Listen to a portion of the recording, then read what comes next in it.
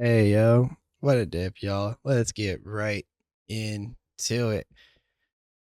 Let's talk about it, right? Because it's not as joyous an occasion as my voice may make it out to be, because, PoE 1 has endured yet another delay. And at the hands of an interesting 3.5 minute video from Jonathan, that if you haven't watched it, listened to before watching this video, please go listen to him talk before listening to me. Form your own opinions before you get my opinions. Because I think that's very important, especially just with the amount of emotions that are high at the moment in the community over the announcement. It's important to form your own opinion and give yourself time to reason with yourself as far as why you feel this way, because the delay itself, the indefinite delay, is rough, it's painful, does not necessarily warrant some of the reactions that I have seen, unless you are fully with it, right? And so the first thing that I have to open this video with really is just a plea for empathy, of just across the community, right? I feel like we're all naturals at either being empathetic or completely vitriolic to companies, right? Like it's either we love them and we support them in everything, or we absolutely hate them and they're just purely malicious and there's no potential goodwill. Like we do not need to swing so aggressively on that front, but also we do the same thing with the people like in our community. And I think in this moment, everyone needs empathy, right? There's room in all of our hearts for both understanding that GDG is in a fucking tough spot right now, trying to support a game that is honestly significantly larger than their studio is entirely prepared for, while also acknowledging that the people who are feeling lied to are in fact people who just got lied to, right? Like both parties can be upset, can exist simultaneously in an upset state without diminishing one another, right? And now, on a personal level, obviously, you'll have to choose which one you prioritize more. But it's important that we, support both, because at the end of the day, all parties and people involved here are parties that want to see this game and this company do well. At least I hope so. If you are actively this angry as a person who does not care about the success of this company, get a life, get a grip. Real talk, right? So, to those of us who have a grip, how are you doing? Right? It's rough, right? Because for me, I had to take an extra day and a half before even recording this video. Like I didn't even attempt to record this video until Friday morning. I knew I couldn't record this video before now because I was just too angry, too irrational about how I felt about these things. And I needed to take time to pare back my frustrations to find the root, because a delay isn't new, right? Look, PoE1 players, level with me, right? We've been delayed before, right? Like I remember the first time I experienced a delay coming from Heist into Ritual League when they had to hit us with that 1 month delay, and I was like, man, this sucks, right? Or, how the news when we found out that Siege of the Atlas is going to be the last major endgame altering update that we were going to get in PoE1, like that sucked, you know? The subtle transition into these 4 month leagues and them claiming they want that, at some point we're going to go back to 3 months, still has a better way, but like, man, that sucked. So why am I bothered by this delay so much then? Because it's just another delay. And what really did it for me is the video. The video itself actually made me frustrated. One thing about transparency that, what comes with transparency is a full look at the situation and our ability to interpret the information that was given, right? And while I commend them for being completely honest with us about what's happening now, right?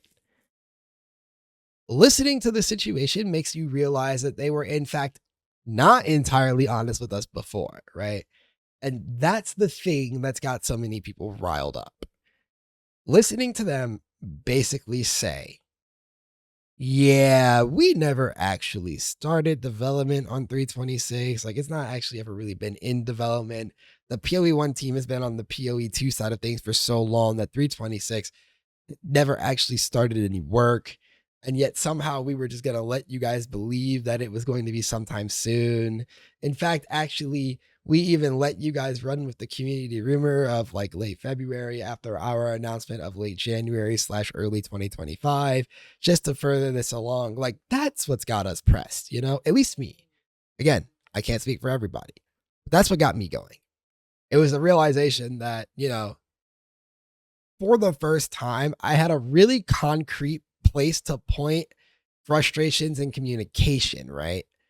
You know, I can forgive a lot of things. We've forgiven a lot of things in the way that the leagues have gone, the way that the game has felt in the name of the vision, TM. We've forgiven a lot of things here. And yet I cannot forgive what just feels like lying. I can't justify it any other way. In the past, I've been able to say, maybe it's not really lying so much, just, plans change, right? Scope of project changes or evolves or grows, new limitations arise, whatever, right? Like, it's not lying when they decided that PoE 1 and PoE 2 could no longer be the same game. That was them realizing that the scope of PoE 2 and what it was aiming to do no longer fit within the bubble of PoE 1, and that they were harming the product in doing so. That's not a lie. That's just them making a decision for the product, right? Like, I was able to justify a lot of the other ones. But in this particular instance, the instances of communication about the matter were just so close that it's hard for me to be like, yeah, maybe it's this or maybe it's that, because I think it is that. I do think that, they were entirely truthful in their struggles with what was going on with PoE 2 and the need for additional resources. But I also do think they were not entirely honest and very much, in the vein of lying by omission about what was going on with PoE 1. And they probably should have just said something sooner. They should have just came around and said during the delay period, hey, like the initial delay for PoE 2's early access, like, hey, we're kind of in all hands on deck mode right now. I cannot promise you anything about PoE 1 going forward. Like, flat out. Would have sucked, but we would have all been like, oh, damn, the situation must be real serious, right? Like, it is what it is. Because we're a forgiving community. And as I said to a friend recently, I feel like I've been forgiving and understanding so many times. But now it's my turn to be understood, right? The thing about, being forgiving is that sometimes you'll just continue to take it if you, like the person or the company enough. And I like GDG a lot. I love what they've done for the genre. I love the work that they do. I love the people who work there are like, I love listening to them talk, and their passion in their voice when they talk about the game, right? Like, clearly they love what they do as much as I love what they do. And so it's not a thing of ill will. It's just, I've given them so much rope. I don't have enough rope for this instance, right? I don't have enough leeway to give here anymore. Because the situation's kind of absurd to me. It's just, in a state where we've been so forgiving and so understanding as a community, we were not given the ability to be understanding in this instance. And that sucks. It really sucks. But what can we do about it, right? It's already happened. It's already gotten us angry. It is what it is. What do now? And the what do now is wait, right? It's not like we can go into GDG headquarters and do anything about it. We're not employees there. And we're not going to do anything drastic. Again, get a grip, right? So all we can do is either hope that the vision pans out for both PoE 1 and PoE 2, or move the fuck on, right? There's a whole sea of games out there. It could be time for some people to finally just move on. Go explore some other horizons. Potentially myself included. Who knows? I haven't thought about it a whole lot because right now I'm in the wait and see camp.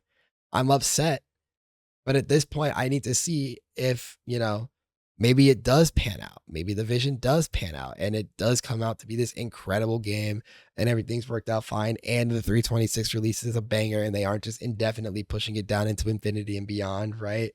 Like, who knows? I don't know. That's what I just have to wait and see. But it has altered my expectations and my perception of events here. Now, while I'm on this train of thought, I need to insert one last piece here before I think I'll wrap it down. And it's that this type of moment isn't to be used in the future as a, aha, I told you so, right? Because inevitably, something one way or another is going to happen and people are going to start, see, I told you guys so. You guys were all overreacting. We are not going to do that. People's feelings, when it, what's that phrase, like the customer is always right. The full extended saying, the proper saying is the customer is always right when it comes to matters of service, right? Right now, there's a portion of the community that is feeling aggressively underserved.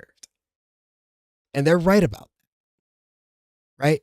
Their statements aren't scrap PoE, is it, or they shouldn't be, scrap PoE 2, give PoE 1 all the love, or scrap PoE 1. Like, there are people who are feeling underserved and they are right in feeling underserved. There is no I told you so in this moment, right? There is no, oh, PoE 1 collapses and we go, I told you so to all of the people who told us that we were being crazy, right? Like that no, we don't do that. We don't, I told you so when, PoE 2 eventually becomes a thriving game and people start to look back like, look at all those whiny PoE 1 players. Like, we don't, I told you so in that moment, right? As tempting as it may be, right? It feels good to be right, but this is not a thing to be right about. This is an unnecessary war within our community. We don't, I told you so if for whatever reason GDG decides that they want to go dark on communication after this backlash. Because one, quite frankly, that would be fucking stupid of them. But two, and more importantly, because again, it's not our fault. Nothing here that happened had anything to do with what we did. Okay? We as players were given news and we as players are reacting, and we being all of us, right? Those of us who are happy, those of us who are unaffected, those of us who are upset, all of the above that are processing this information, going through the stages of grief, if you will, if you're a PoE 1 player, right? And that's just the way it is for now. And that's everything for me, right? The future is the future. It's scary, as it always has been. And it's unfortunate that we no longer have the blanket of a PoE 1 league up and coming to, potentially palate cleanse a little bit to get us prepared again for PoE 2's next update. Or even that we don't even know when it's going to even happen or if it's going to happen again, right? The lack of a certainty in that future, especially, if you're an American, potentially given the state of our country, you might also be feeling some of that other type of uncertainty too, right? The uncertainties suck. And it is what it is. And that's why, Zoro even said it himself, an aspirant can afford to be promising, but an emperor must keep those promises. Thank you guys for watching and listening. Support the video, support the channel. Hop into Discord or the stream if you want to chat more about this or whatever. Although I might get tired of talking about this at some point because it's already taking a toll on my mind. And I'll see you guys in the next one. Peace.